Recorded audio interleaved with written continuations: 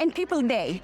And I know that despite all the pressure that you have in the negotiation, you are giving your time to Indigenous Peoples High-Level Day, local communities High-Level Day. You are coming there. And I know that you are a person of action. That's why you are dedicated to it.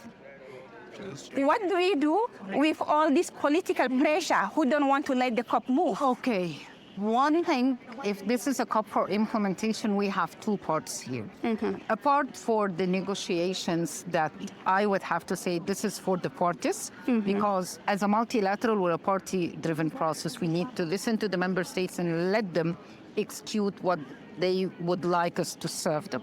But the indigenous people and the local community got their own decisions in COP16 in Riyadh.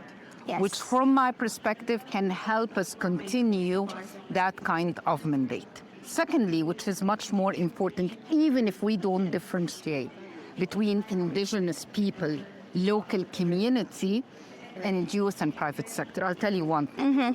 The convention is a human-centered convention. Right. It serves those who needs the most from the land and the food. And for me, women is on the top of that.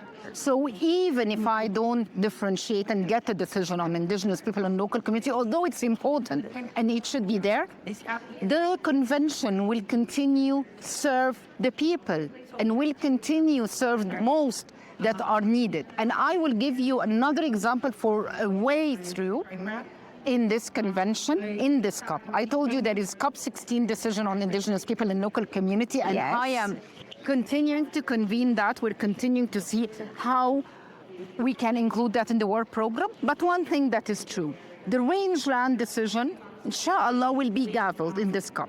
And the rangeland is about people, pastoralists, herder, women, and youth. So what I would like to say here is that if we look at that, we will continue to have a mandate.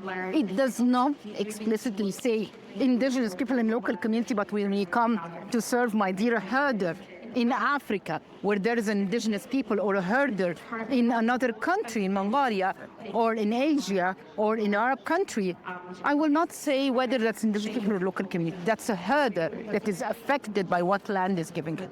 But so do we you will continue. But do you think that now they start picking, removing language, removing name, what else? Because our scary is when they start picking and choosing, it's going to be division. And what we want is coming all together. The world needs a solidarity, not a division. I hear you. We can move without naming the things and the implementation.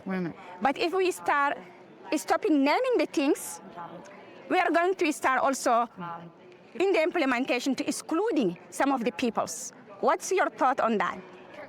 I don't see it that way. Can I tell you something why I would say it's not? I would love to. Yeah. Because when you go to a multilateral system, and it's not about the people here. Let's take any agenda item in the biodiversity process, the climate process, on the land degradation. A region like Africa has been fighting for the national special circumstances in the Paris Agreement.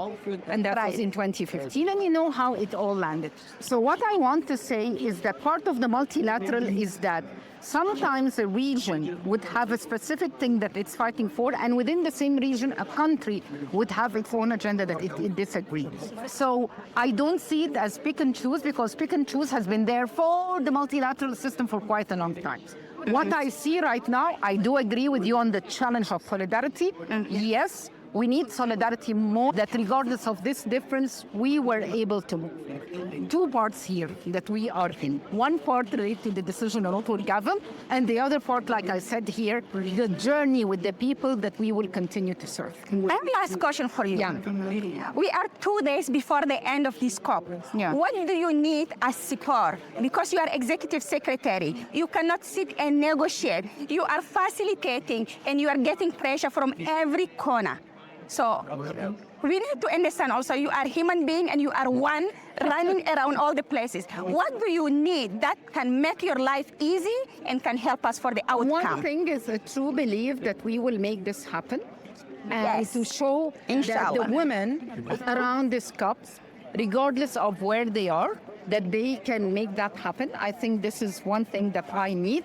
And the other needs is that with the multilateral system, things would fly and things will not fly. What I want to go back home and say that I was able to make this is that the people here that we're serving at the gender caucus, at the youth caucus, at the indigenous and the local community still see that the UNCCD is their home and they can still come back to us.